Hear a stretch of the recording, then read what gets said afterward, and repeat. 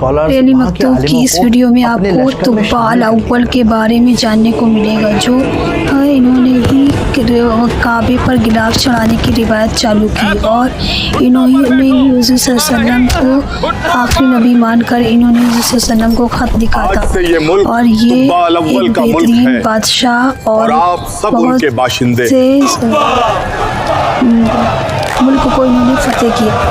तुब्बा अल-अव्वल एक ऐसे बादशाह हैं जिन्होंने बहुत मुल्कों को फतेह किया और ये वहाँ के आलिमों के साथ मिलकर अपनी बादशाहत करते थे। क्योंकि जब कहीं का एक समझदार मेंबर या कोई चुन जाता है तो वहाँ पर बादशाहत करना आसान हो जाता है। तो ये जब भी किसी मुल्क को फतेह करते थे तो वहाँ के आलिमों को अपने साथ मिला लेते थे और वहाँ की रियाया को उनके मज़हब को फॉलो करने में आसानी देते थे, मतलब किसी पर जुल्म नहीं करते थे। ये एक अच्छे और बेहतरीन इंसान थे, न सिर्फ आवाम के लिए बल्कि वहाँ के आलिमों के लिए भी। और वो जो आलिम होते थे वो इनके साथ मिलकर इनकी बादशाहत में आसानी पैदा करते थे। और फिर क्या कहते ये मुल्क मक्का में पहुँचे, वहाँ भी इन्होंने चाहा कि फतेह करें, तो उन्होंने एक पैगाम वहाँ की आवाम को पहुँचाया कि हम ये मुल्क फतेह करना चाहते हैं। तो उन्होंने कोई ध्यान नहीं दिया क्योंकि वो एक वैसे लोग थे, बद्दू लोग थे, उनको इस बात से कोई फ़र्क नहीं पड़ता था कि कौन फतेह कर रहा है। तो इसलिए जब ये पूरी दुनिया में चुने हुए ज़हीन लोग तुब्बा अल-अव्वल की ताकत का असल राज था। जहाँ तलवार काम नहीं करती थी वहाँ तुब्बा के 4000 उलमा उसके एडवाइज़र काम आते थे। हालांकि जब हम हिस्ट्री की किताब पढ़ते हैं तो किसी किताब में मेंशन है कि भाई ये 4000 नहीं थे, 400 थे, किसी में ये नंबर 2000 बताया गया है, पर हम ऑन एन एवरेज 4000 का नंबर लेकर चलते हैं। इम्पॉर्टेंट बात यह है कि उसके लश्कर में, उसकी फौज के अंदर उसके साथ 400 या 4000 समझदार लोग थे जो उसको एडवाइस किया करते थे। किताबों में मेंशन है कि तुब्बा अल-अव्वल अलग अलग इलाकों को फतेह करता चला गया, लेकिन जब वो मक्का की सरहद पर पहुंचा तब उसकी सारी शान, उसकी सारी इज्जत, उसकी सारी ताकत बेकार पड़ गई। जब मक्का पहुंचा अहले मक्का ने उसकी ताजीम नहीं की, आओ भगत नहीं की, इज्जत अफजाई नहीं की, सरेंडर नहीं किया। उसने अपने लोगों को बुलाया। हमला करने से पहले उसने कहा कि ये कौन लोग हैं कि इनको मालूम नहीं है कि मेरी कितनी बड़ी ताकत है और कितनी कुव्वत है और मैं कितनी जाओ तमकनत और कितनी कुव्वत के साथ आ रहा हूं और मैं तो ईंट से ईंट बजा दूंगा। तुब्बा अल-अव्वल की ईंट से ईंट बजा देने वाली बात को सुनकर इसके वजीर ने, इसके स्कॉलर्स ने इसे समझाया कि हुजूर आप नाराज ना हों, ये लोग जाहिल लोग हैं, अनपढ़ लोग हैं, बद्दू लोग हैं, ये दुनिया के बारे में कुछ नहीं जानते, बल्कि इन बेचारों के पास तो अपना कैलेंडर तक नहीं है। तारीखों को याद रखने के लिए भी ये अपनी मुसीबतें याद रखते हैं। वो साल जब अनाज बिल्कुल नहीं हुआ था, वो साल जब सूखा पड़ा था, वो साल जब बहुत तेज बारिश आई।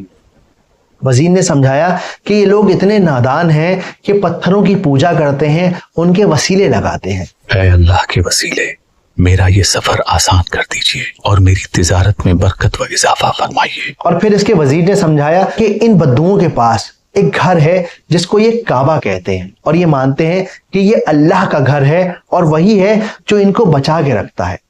जब इन्होंने ये फतेह का ऐलान किया तो वहाँ के लोगों ने ध्यान नहीं दिया, तो इनको ये बात बहुत बुरी लगी क्योंकि एक बादशाह की बात को कोई रियाया ध्यान ना दे, ये बादशाह को कैसे अच्छा लगता है। तो इनके जो मालिक थे तो उन्होंने समझाया कि बद्दू लोग हैं, इस चीज़ों से ये मक्का पर फख्र करते हैं क्योंकि अल्लाह के घर में रहते हैं और ये जानते हैं कि ये मजबूत पायदार घर में रहते हैं, तो इनको इस बात से कोई फर्क डर नहीं रहता। तो इन्होंने जैसे एक में एक हुआ तो इन्होंने अपने कहा कि हम ये मक्के को खाने काबा को गिरा देंगे। तो जब इन्होंने जिस वक्त इन्होंने कहा उसी वक्त से इनकी तबीयत खराब हो गई और ये बीमार हो गए। तो जब ये बीमार हो गए तो इनके आलिमों ने, इनके तबीबों ने इनके बहुत इलाज किया, लेकिन कोई दवा असर नहीं कर रही थी। तो सबने ये कहा कि ऐसा क्या हो गया जो कुछ समझ में नहीं आ रहा, ना बीमारी समझ में आ रही है ना इसका इलाज। तो उन लोगों ने बहुत कोशिश की लेकिन एक आलिम वहाँ उनसे मिलने गया और उनसे पूछा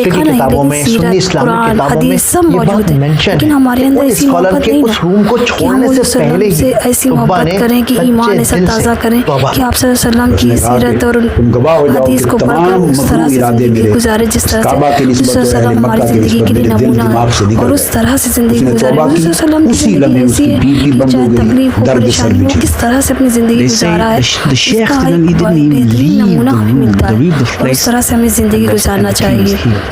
किताबों उसी में में ये ही भी मेंशन है कामयाबी, कि क्योंकि तुब्बा की जब ये तकलीफ ठीक हो गई तो उसने इरादा किया कि वो अल्लाह के इस घर को इज्जत देगा, और इस ख्याल के आते ही तुब्बा मक्का गए। उन्होंने हजरत इस्माइल अलैहिस्सलाम के तरीके पर हज किया, कुर्बानी दी, और फिर तुब्बा अव्वल ने वो काम किया जो हिस्ट्री में कभी किसी ने नहीं किया था। तुब्बा ने यमन से महंगा कपड़ा मंगवाया। उस कपड़े को हिबारा कहा जाता था। इस कपड़े का रंग लाल था। इस कपड़े के ऊपर सफेद धारीदार पट्टियां बनी हुई थी, और फिर तुब्बा अव्वल ने इस कपड़े का गिलाफ बनवाकर काबा को ढक दिया। Ya Habib Allah,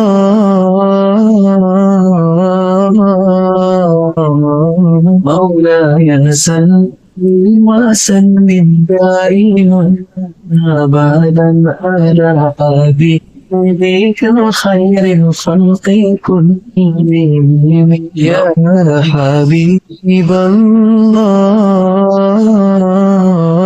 یہ دنیا کا پہلا غلاف کعبہ تھا. طبا دنیا کے پہلے انسان بنے جنہوں نے اس ٹریڈیشن کو شروع کیا، اور یہ ٹریڈیشن، یہ روایت آج بھی ہمارے بیچ موجود ہے. مکہ میں آج بھی ہر سال کعبہ کے اوپر غلاف کو چڑھایا جاتا ہے.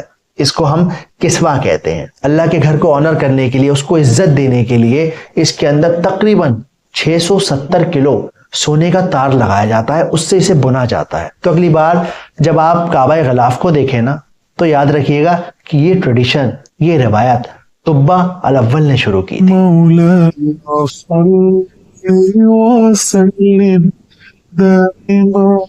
کعبہ پر غلاف چڑھانے کے بعد طبا الاول نے اپنی فوج کو حکم دیا کہ اب وہ یہاں سے کوچ کرے اور ہم اگلے ملک کی طرف بڑھیں گے. قریب 2 یا 3 راتوں تک طبا کا یہ لشکر سفر کرتا رہا اور آخر کار یہ لوگ ایک ایسی جگہ پہنچے جہاں پانی کا چشمہ بہہ رہا تھا. ان لوگوں نے وہاں پڑاؤ ڈالا، تھوڑا آرام کیا اور وہاں آس پاس رہنے والے لوگوں سے پوچھا کہ بھائی یہ کون سی جگہ ہے؟ ارے بھائی، اس جگہ کا نام یثرب ہے، پانی اور کھجوروں کا علاقہ. اوہ، یثرب. یہ وہی یثرب ہے جس کو آج ہم مدینہ کے نام سے جانتے ہیں. اب کیونکہ فوج بہت زیادہ تھک چکی تھی، یہاں پانی بھی تھا، کھجور کے پیڑ بھی تھے، تو پوری عظیم و شان فوج نے یہاں پڑاؤ ڈال دیا اور ذرا ہی دیر میں رات کے سایوں نے دن کے اجالوں کو نگل لیا. جب پورا لشکر گہری نیند کی آغوش میں چلا گیا تب ان 4000 علماء کی ایک خفیہ میٹنگ ہوئی. خیموں میں سناٹا تھا، کتابوں کے ورق پلٹنے کی سرسراہٹ گونج رہی تھی، ستاروں کو دیکھ کر حساب لگایا جا رہا تھا، نشانیاں ملائی جا رہی تھیں. اور تبھی اچانک ایک تھرتھراتی آواز میں ایک عالم نے کہا، ساتھیو، یہ وہی زمین ہے، وہی مٹی ہے جس کی خوشبو آسمانی کتابوں میں موجود ہے. دیکھا، میں نہ کہتا تھا یہ وہی جگہ ہے. مہربانی کر کے آپ لوگ بیٹھ جائیے، ذرا خاموشی اختیار کیجیے. دیکھیے، اب یہ بات پوری طرح ثابت ہو چکی ہے کہ یہی وہ پتھریلا کھجوروں والا علاقہ ہے جہاں سے آخری نبی آئیں گے.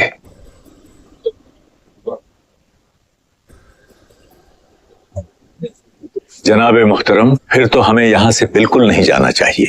بالکل، یہاں رہنا ضروری ہے تاکہ ہم آخری نبی کا دیدار کر سکیں، ان کے امتی بن سکیں. ہم جس چیز کی تلاش میں دنیا چھان رہے تھے، قسمت ہمیں خود وہیں لے آئی ہے. آپ سب صحیح کہتے ہیں. اب چاہے بادشاہ ہماری جان بھی لے لے، لیکن ہم یثرب نہیں چھوڑیں گے. ان لوگوں کا ماننا یہ تھا کہ اگر آخری نبی آئے تو یہ سب سے پہلے ان کا دیدار کریں گے، ان کو جوائن کریں گے، اور اگر ان کی زندگیوں نے ان کے ساتھ وفا نہیں کی تو ان کی آگے آنے والی نسلیں، ان کی اولادیں اس آخری نبی کے پہلے امتی بنیں گے.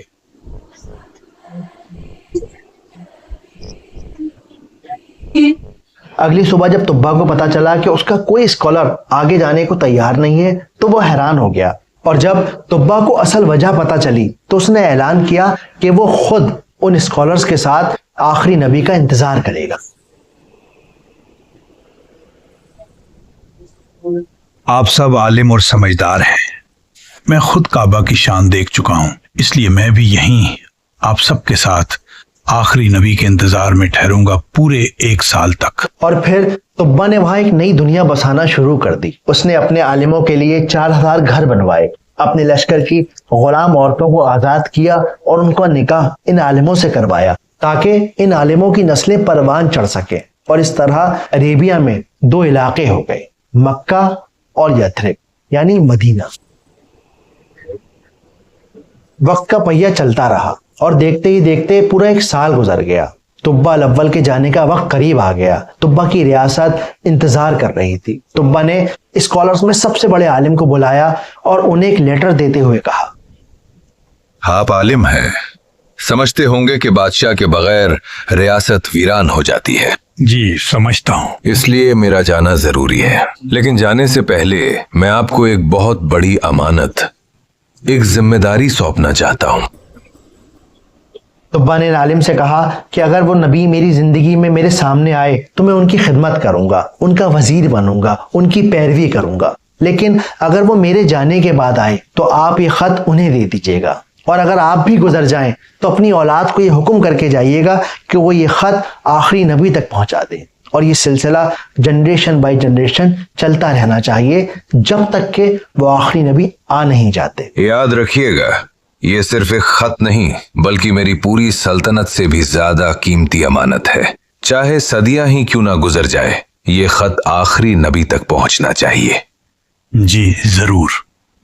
तुब्बा अपने घोड़े पर सवार हुए। उन्होंने आखिरी बार यथरिब को पलट कर देखा और वहां से रवाना हो गए, इस उम्मीद में कि उनका खत आखिरी नबी तक जरूर पहुंचेगा।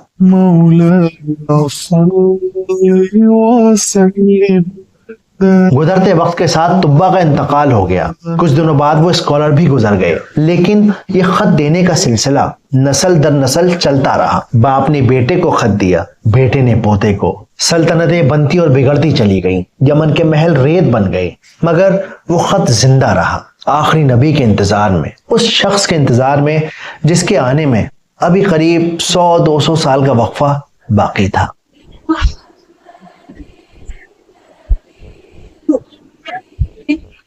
हिस्ट्री की किताबों में इब्ने इसहाक में ये बात मेंशन है कि तकरीबन 400 या 600 साल गुजरने के बाद आप सल्लल्लाहु अलैहि वसल्लम की विलादत हुई, और उसी मक्का में हुई जिसकी निशानियां इसहाक अलैहिस्सलाम की नस्ल से आने वाले नबियों की किताबों में मौजूद थी, यानी तौरा में, इंजील में।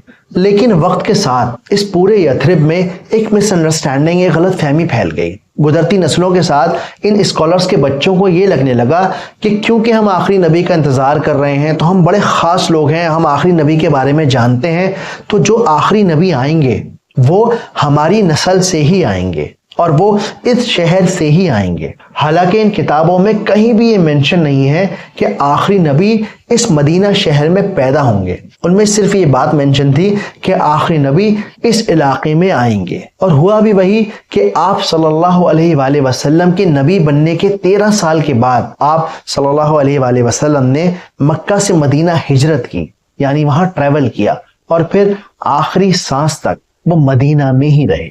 जुमे के बाद नबी करीम सल्लल्लाहु अलैहि वसल्लम मदीना तशरीफ ले गए, और उसी दिन उस शहर का नाम यसरब की बजाय मदीना पड़ गया। और इस तरह आसमानी किताबों की प्रोफेसी फुलफिल हुई। लेकिन अफसोस, जब आखिरी नबी इस दुनिया में आए तब बहुत सारे स्कॉलर्स के बच्चों ने उन्हें झुठला दिया, ये कहकर कि नबी आएगा लेकिन वो हमारी आल में से होगा, हमारी लीनेज में से होगा। अरब का एक बकरी चलाने वाला, एक आम बद्दू हमारा नबी नहीं हो सकता। मुझे लगता है वो सच्चे पैगंबर हैं। यहाँ आप गलत हैं। पैगंबर आएगा तो हमारी नस्ल से ही आएगा। और ये हिस्ट्री की एक बहुत बड़ी ट्रेजेडी है कि जिन लोगों ने सदियों तक आखिरी नबी का इंतजार किया, रोशनी जलाने का इंतजाम किया, तो जब रोशनी हुई तब वही सबसे ज्यादा अंधेरे में थे। इवन आज भी ये ज्यूज आखिरी नबी का इंतजार कर रहे हैं। This is amazing. That's what's going to happen to time machine. मसीहा आने वाला है। ऐसे चौंकाने वाले संकेत सामने आ रहे हैं जिन्हें अब नजरअंदाज नहीं किया जा सकता। हमारी आंखों के सामने चमत्कार हो रहे हैं ताकि हमें मसीहा के आगमन के लिए तैयार किया जा सके। तैयार हो जाइए। Get ready to see more astounding miracles. अपनी कहानी पर वापस आए तो जब आप सल्लल्लाहु अलैहि वसल्लम पर नबुव्वत आई और जब ये खबर सब तक पहुंची, सब इलाकों में पहुंची कि भाई आखिरी नबी आ गए हैं, मक्का के इलाके से आ गए हैं, तो इन्हीं 4000 स्कॉलर्स की नस्ल में से एक सहाबी अबू अय्यूब अल अंसारी ने यथरिब से मक्का की तरफ सफर किया और ये खत नबी पाक सल्लल्लाहु अलैहि वसल्लम को ला कर दिया। इवन आप मुस्लिम स्कॉलर्स के अलावा मॉडर्न राइटर्स या फिर इंटरनेशनल राइटर्स की किताबें भी पढ़ेंगे तो उनमें ये बात क्लियरली मेंशन है कि जब पहली बार आप सल्लल्लाहु अलैहि वसल्लम ने मक्का से मदीना हिजरत की, वो मदीना पहुंचे, तो हर सहाबी ने, हर इंसान ने ये चाहा कि आप सल्लल्लाहु अलैहि वसल्लम उनके मेहमान बने। और फिर इस पूरे मामले को हैंडल करने के लिए आप सल्लल्लाहु अलैहि वसल्लम ने हुक्म दिया कि भाई मेरी ये ऊँटनी है, ये ऊँटनी जिस जगह जाकर बैठ जाएगी मैं उस घर का मेहमान बन जाऊंगा जब तक कि मेरा अपना घर मदीना में नहीं बनता। चुनाचे ऊँटनी मुसलसल चलती रही और उस मकाम पर पहुंचकर बैठी जहां आज मस्जिद नबवी है। लेकिन अबू अय्यूब अंसारी रजी अल्लाह अन्हु ने लपक कर कजाबा उठा लिया और अपने घर लेकर चले गए। ये वही घर था जिसको 400 साल पहले तुब्बा अल अव्वल ने आप सल्लल्लाहु अलैहि वसल्लम के इंतजार करवाने वालों के लिए पैरों के रास्ते में सिर्फ दुनिया की कामयाबी अगर मिल भी गई जो थोड़ी देर की है, लेकिन आखिरत की कामयाबी हमेशा हमेशा रहने वाली है। इसलिए हमें अपने अल्लाह और उसके रसूल के हुक्म पर चलना चाहिए और हमें जिंदगी और आखिरत दोनों की कामयाबी को अपना हमसाया, अपना रास्ता बनाना चाहिए। हमारी जिंदगी अल्लाह की दी हुई है, अल्लाह का दिया हुआ है, तो इसे हमें अल्लाह की राह में लगाना चाहिए ताकि हमें दुनिया और आखिरत दोनों नसीब हो और अल्लाह हम सबको इस रास्ते पर चलने में आसानी करे। रियली मकतूब की ये वीडियो बहुत शानदार है, आप सबको भी देख कर अच्छा लगा होगा। अगर कोई कमी रही पर ईमान लाता हूँ और आपकी किताब पर ईमान लाता हूँ, मैं आपके रब पर ईमान लाता हूँ। अगर मेरी जिंदगी में आप आ गए तो मैं आपका वजीर और सिपाही बनूंगा, और अगर मैं मर गया तो क़यामत के दिन आप मुझे भूलिएगा मत, मेरी शफाअत कर दीजिएगा, अल्लाह के आगे मेरी सिफारिश कर दीजिएगा। तुब्बा अल अव्वल की तरफ से खातिमुन नबीयीन की तरफ ये खत होगी तो बताइएगा और कमेंट जरूर कीजिएगा कि क्या कमी रह गई, और जो अच्छा लगा होगा वो भी बताइएगा, और लाइक सब्सक्राइब प्लीज जरूर कीजिएगा।